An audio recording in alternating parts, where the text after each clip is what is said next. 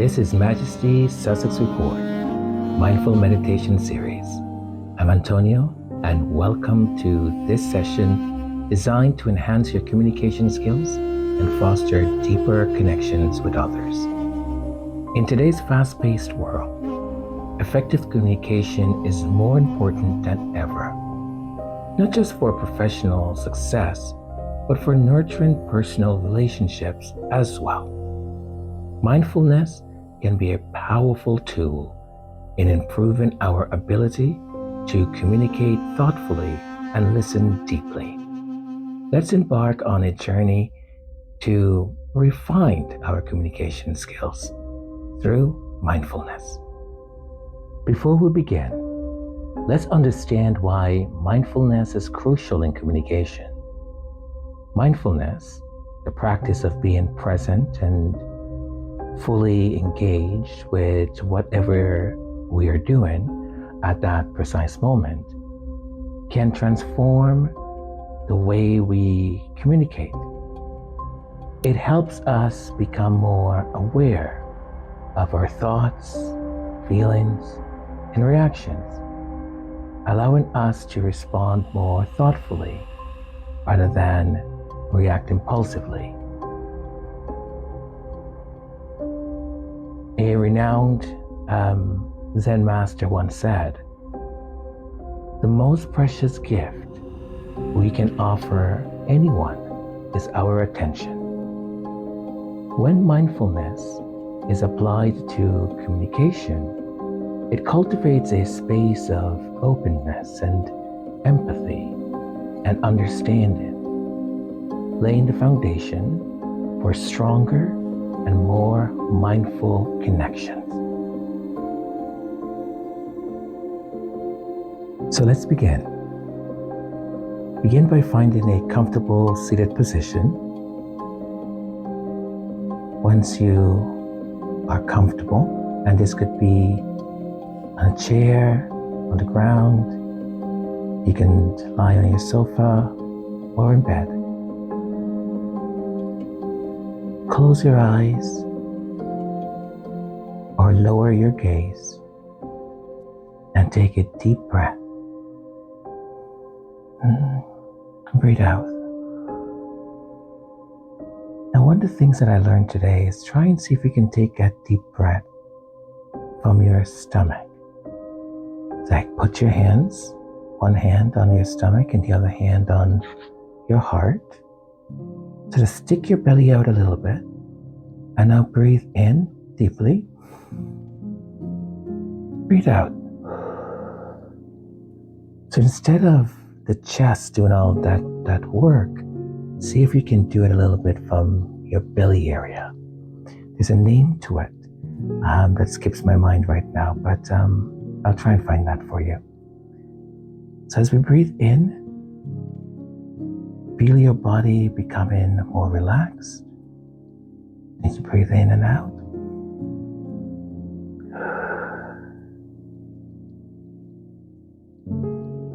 As you breathe in and out,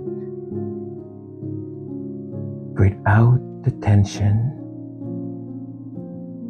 all the worries of today, of tomorrow, of yesterday. Release any tension that you're holding.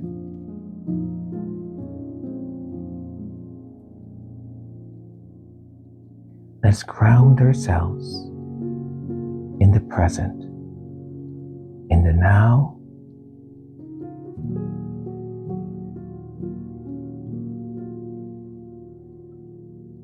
Your concentration should be on your breath as you breathe in, breathe out. We usually will take a deep breath in and hold for a few seconds and then let go. Let's try that. So at the count of 4, we're going to take a deep breath in and hold for about 4 and then exhale out. So 1, 2, 3, 4. In, deep breath in and hold. 1, 2, 3, 4. Exhale out. Count to 4, deep breath in again. 1, 2, 3, 4. Hold for 4. 1, 2, 3, 4. Let go. One more time. We're going to take that deep breath in at a count of 4. 1, 2, 3, 4. Hold. 1, 2, 3, 4. Let go. Perfect. Now just continue to find a natural rhythm in which you would be breathing in and out, that unconscious sort of breathing that we do. Let your mind just wander. If you find yourself wandering into a space that is of conflict or tenses you up, bring yourself back and concentrate on your breathing, okay? So we always bring ourselves back to the breathing, pay attention to it, and then we can come back or go back when we see that there's any sort of, or a mind sort of shifts or wants to go to that place that we've exhaled out for now. Right? As I usually say, thank you, but you do not serve my intention anymore. So you exhale it out. So continue to breathe.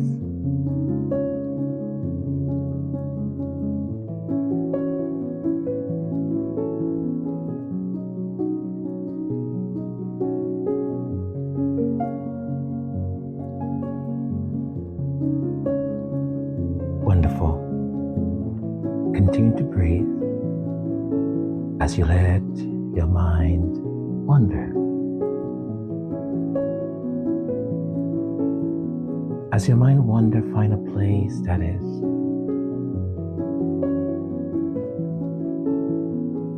tranquil, a place that is peaceful, and imagine that you're listening to chirping of birds, and here is where we'll practice cultivating listening.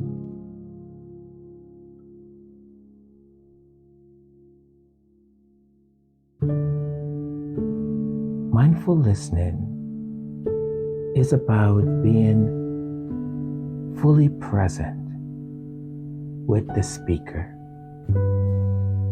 without judgment or the intention to reply immediately. To practice, imagine listening to a friend with the sole purpose of understanding their feelings and perspective.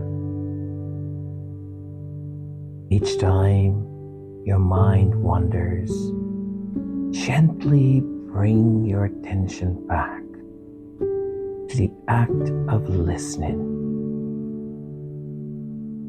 Remember, listening is an act of love.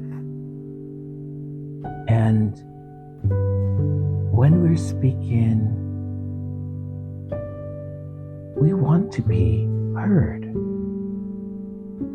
So do the people who are speaking to us. Sometimes we think we know the answers already, or we have the solutions of whatever that they are trying to convey to us. But for mindful communication, we encourage cultivating active listening. And that active listening does require you to fully, without judgment or without the intention to immediately reply, to listen and to listen actively.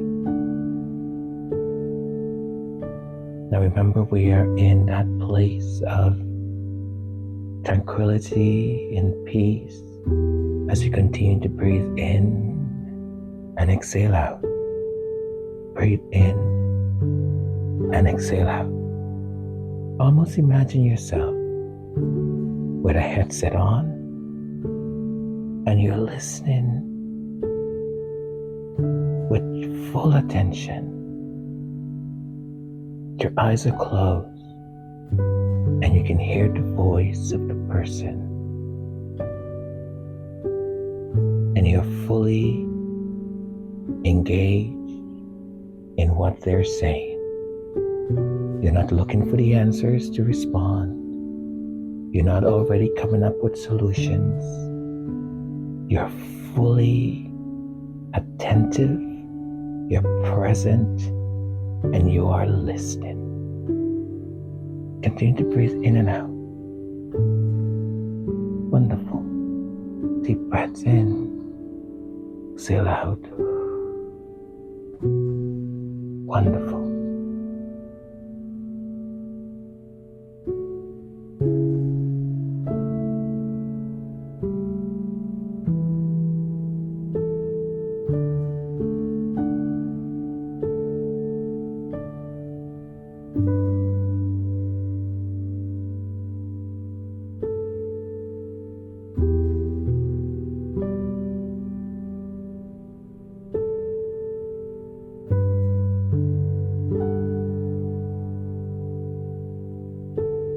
Now we head to speaking mindfully. We've listened, and now it's our turn to engage with our words, with our intention. Mindful speaking involves being aware of the impact your words have on others. Before speaking, take a moment to consider your intention. Our words have value, they have impact, they also have consequences. So mindful speaking involves being aware of that impact and how it will affect those that are now listening to what we say.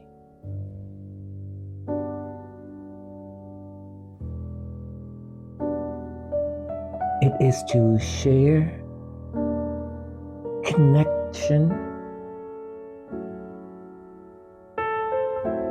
It is perhaps, as we speak, maybe to clarify.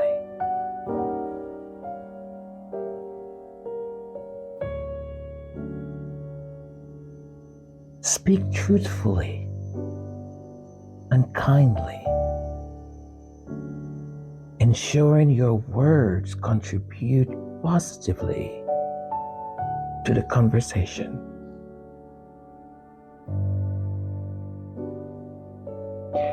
You can practice this by thinking before you speak, focusing on clarity, kindness,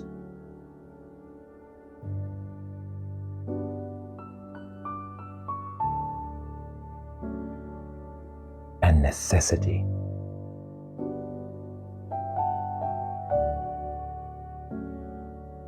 There's nothing wrong in saying to the person who is listening to say, can you give me a few seconds or a few minutes? Let me think that through, because I want to be thoughtful in the way I respond to you.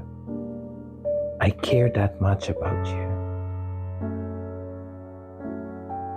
I know sometimes it's not that easy.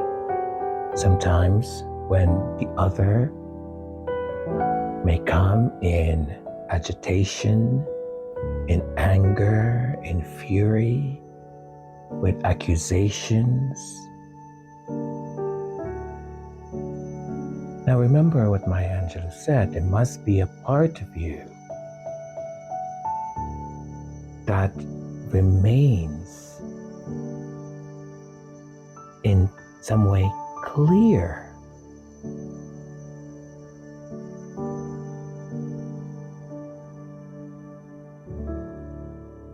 And from that part, you must not accept the energy to engage in that anger or accusation or fury.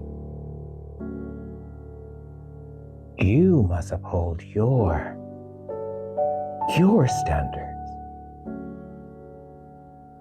This is not about, well, I need to be the bigger person, or I don't put up with this, or I don't put up with that, or I'm going to show them. What you're showing them is that you are no better than they are. What you're showing them is that you have now determined that your value is no different, is no better than the person who's engaging in accusational tones or in anger or passive aggressiveness. We know those people.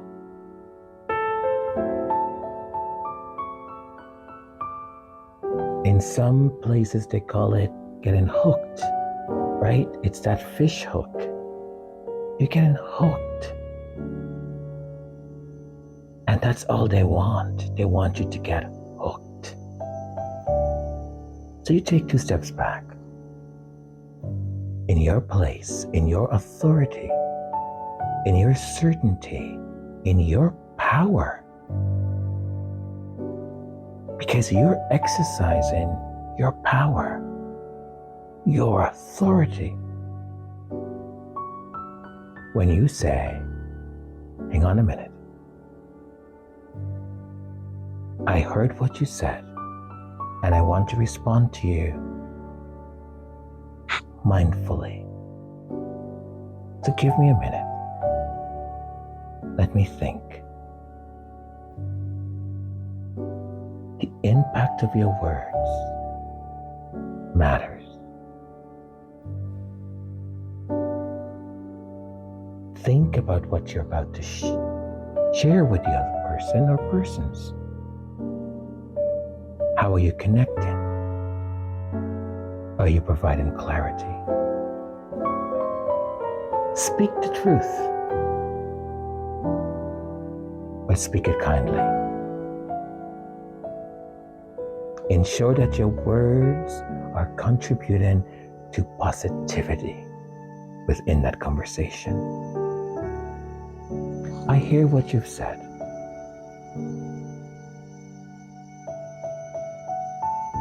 Allow me to respond.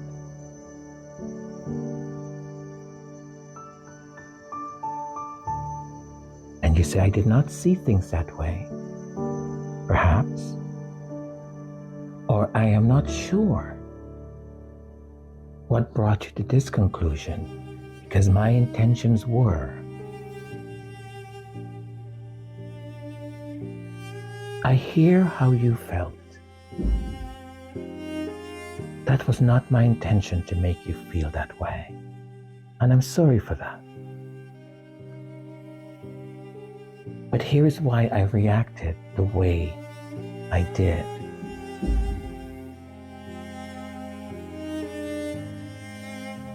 Thank you for what you just said. I'm trying to be mindful in the way I respond.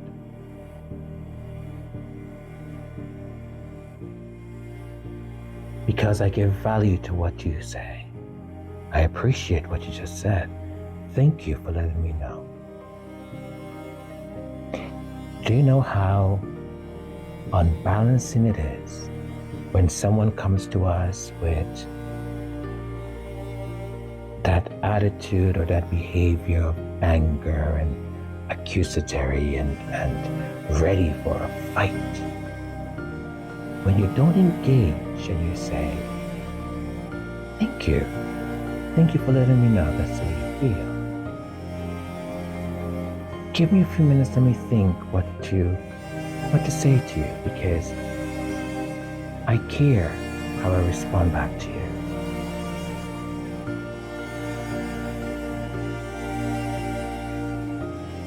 continue to breathe. Beautiful. Now some of you may be saying, well, not all situations I might be able to do this. Maybe it's a safety thing. When safety is not involved, then I would even argue maybe, even if it is, a good way to disarm that aggression or that anger is for you to remain calm. Is for you to say thank you for letting me know how you feel. I see that you're upset. Allow me a few minutes, let me respond to you mindfully, because I don't want to upset you any more.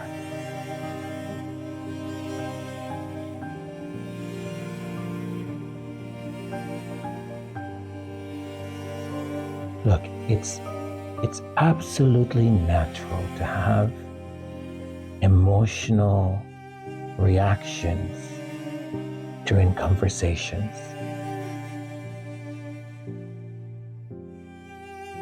Mindfulness helps us recognize and manage these reactions.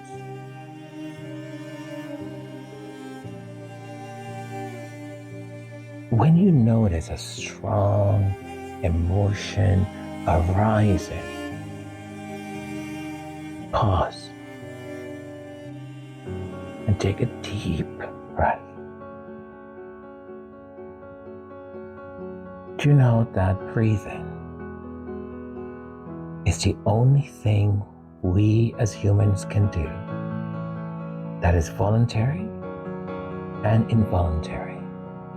It's the only thing. We can't control our heartbeat the way we can control our breathing. We can't control our brain the same way we can control our breathing. We can mindfully control it, right? Deep breath, hold, breathe out. And then I go on with whatever I'm doing or saying and let it automatically picks up and it does its work. So breathing is extremely important because it's the one thing that we can control, and at the same time, the body automatically does it for us. Now, acknowledge the emotions without judgment and allow it to pass before responding. I know that is hard. I know it's hard. I know in a moment of confrontation, of argument, have you ever received an email or a message that upsetted you and you thought, I'm going to respond right now because I'm in this place of anger, I'm furious, and you respond back, and then 24 hours later you read what you said and you go, oh, I wish I'd waited. I wish I had not said the things I said. If you're able to, wait. Take a few hours. Lots of things change in 24 hours. If you're able to. And if you're not, take a deep breath. Walk for 10 minutes or so, and then respond. Again, this is if it's an email, not if someone is standing in front of you. So acknowledge the emotion without judgment and allow it to pass before responding. This pause can transform your interactions, allowing for more thoughtful and compassionate communication.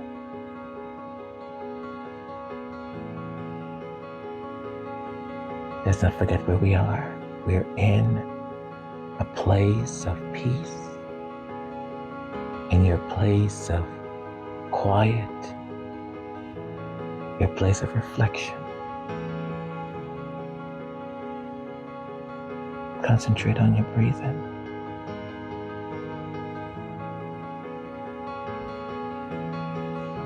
Continue to breathe in and out.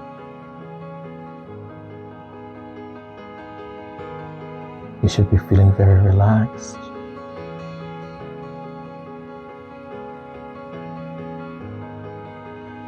After conversations, take a moment to reflect. Consider what went well and what could be improved. Reflection deepens your understanding and appreciation of the communication process, enhancing your skills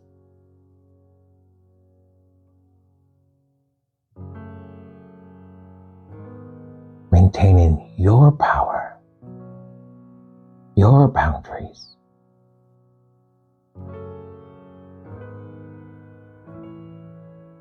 Not allowing the energy of other to affect you.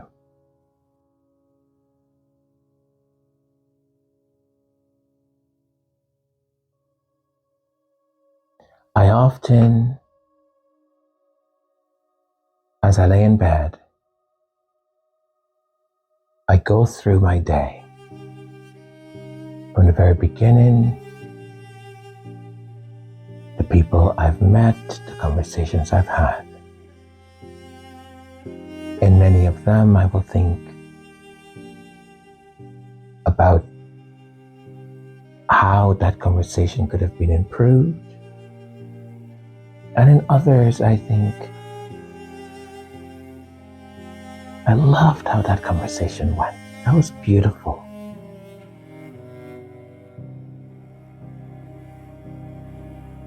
Being reflective also is a sign of maturity. It's a sign of being able to look at ourselves, to look at our part and participation effectively. It's not about judgment. It's not about accusations. It's not about giving yourself a bad score for the way you reacted or any of that. It's reflective. It's saying, how could have I done better there? And having those tools so that next time a situation that is similar or in general, you will know how to approach it. Again, none of us are perfect. There are times where emotions will get the best of us. But I would say when you see that happening, remind yourself, and no matter where you are in the conversation or where you are in speaking, stop yourself. Stop yourself and take a deep breath.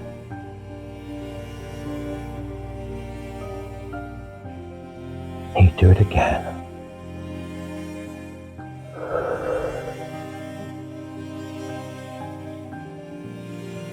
I'm so sorry I reacted that way. You caught me off guard and I felt very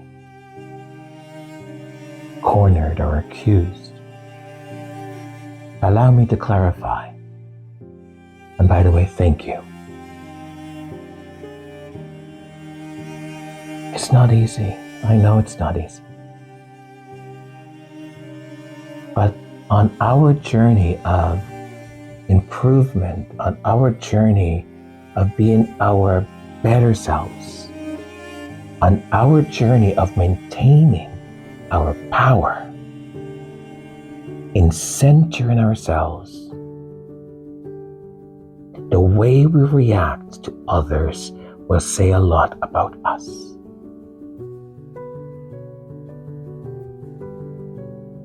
You know, when they say someone has a short fuse, oh, well, she has a short fuse. He has a short fuse. When we talk about those people, do we speak of them kindly?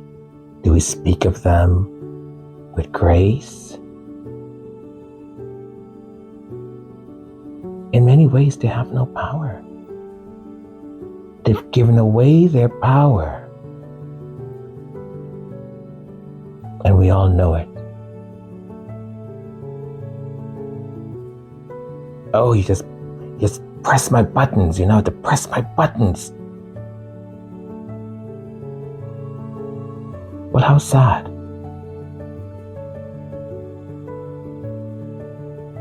You have no control of your emotion. That anyone or anything can command, have such control over you. No.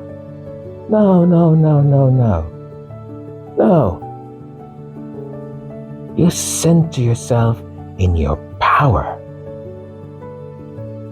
You walk with that dignity that was given to you. You speak with the authority that is yours. And you exercise it with kindness. Say, thank you for that. Allow me to explain where I'm coming from. Thank you for that. But I'm afraid we don't see this situation the same way. Here is how I see it.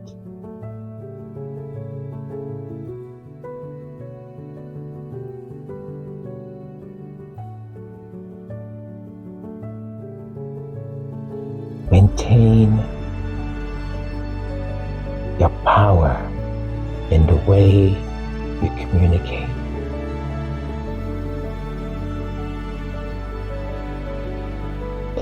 So many of us, and I may get this incorrectly, it's code switching. We speak differently depending on where we are,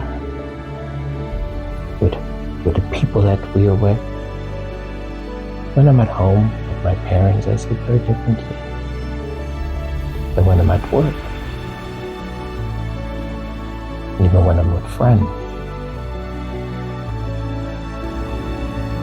There's comfort in family. Where there's love, there's understanding. That doesn't exist in all families, but I'm saying the ones that where it exists. So we're our authentic selves to the max. Still be your authentic selves in these other situations.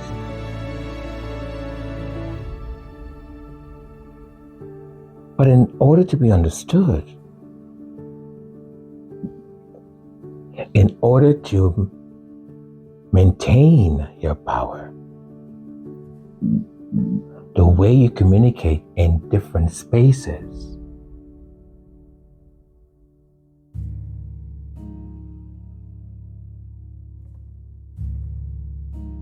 it's not fraud, it's not you trying to be somebody else, it's not you, and I'm not going to use the word, but trying to be like these people or that or those or whomever. No, it's about an understanding that language and communication has power. Why would I give up my power? Why would I allow, as I listen to someone else, waiting for me to react, why would I react with anything less than grounded in my God-given power and speak with a clear voice, clarity,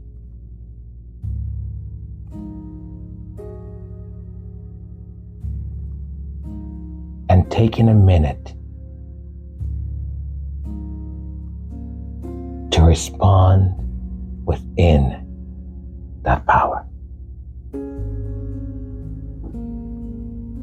Thank you so very much for your attention. Thank you for being present in this meditation. I know this one was a bit of a long one, about 45 minutes or more. But I do hope that you get something out of it. I know sometimes these mindful meditations, one can look at it and think, well, it's all good and dandy and all of that, but in real life situation, does it really help me? And I would argue it does. I would argue that the intention of mindful meditation is to allow your mind to be open to alternatives, to a different way of reacting, to a different way of seeing how you engage with the world, how you engage with your surroundings, the people, your loved ones.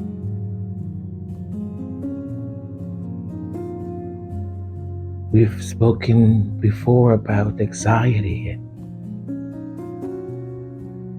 usefulness in stopping for a minute and breathing. Looking attentively just at one object. Many times if possible, something within nature, a plant, a leaf. And just concentrate on that one thing. These are all small little things that actually does help. And with this, with our communication, it's not a change that's going to happen overnight. But if you put it into practice, you will see a difference in the way people approach you, the way people speak to you. Stand in your power.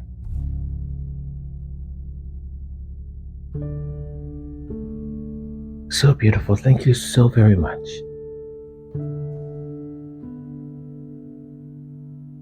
I hope you know that all of this is done with so much love. It's dedicated to all of you. I thank you for being present. I thank you for allowing me to do this and bring in what I know to you. Be kind to yourself always. Be kind to your loved ones. Now more than ever. And to the strangers you meet along the way that are in your path. We never know what troubles their soul. And just perhaps you might have been the only smile they've experienced or seen all day, all week.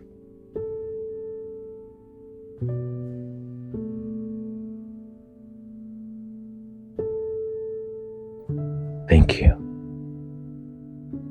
And until we speak again.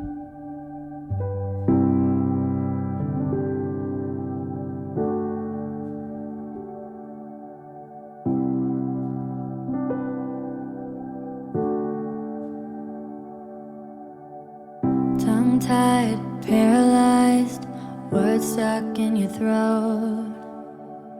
Green light, stage fright, body won't let you go.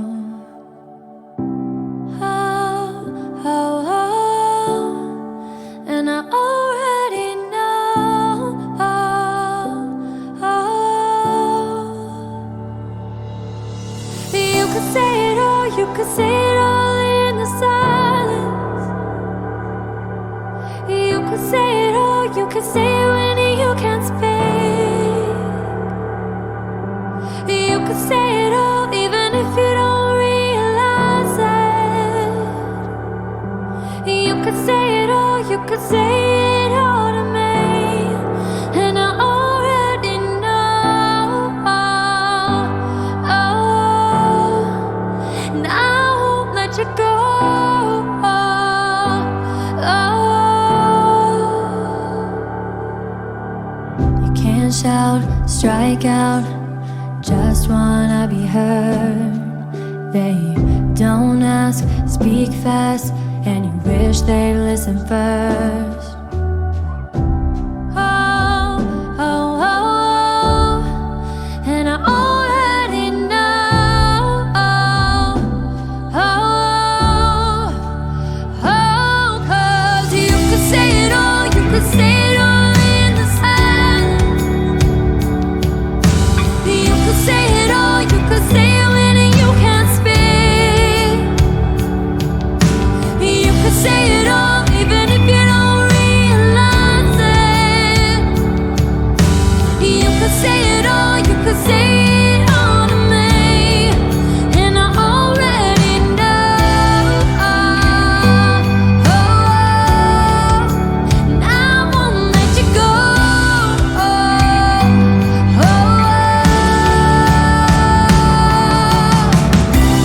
when the words won't obey you, they won't come out. When your fingers are shaking, you can't spell it out.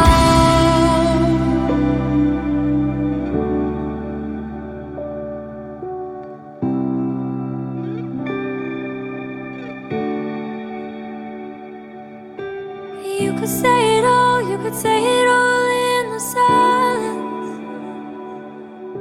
You could say it all, you could say it all. Oh, you could say it all, you could say it all in the silence. You could say it all, you could say it when you can't speak. You could say it all, even if you don't realize it. You could say it all, you could say it all to me, and I already know. Oh, I won't let you go. Oh, and I already know. Oh, I won't let you go. Oh.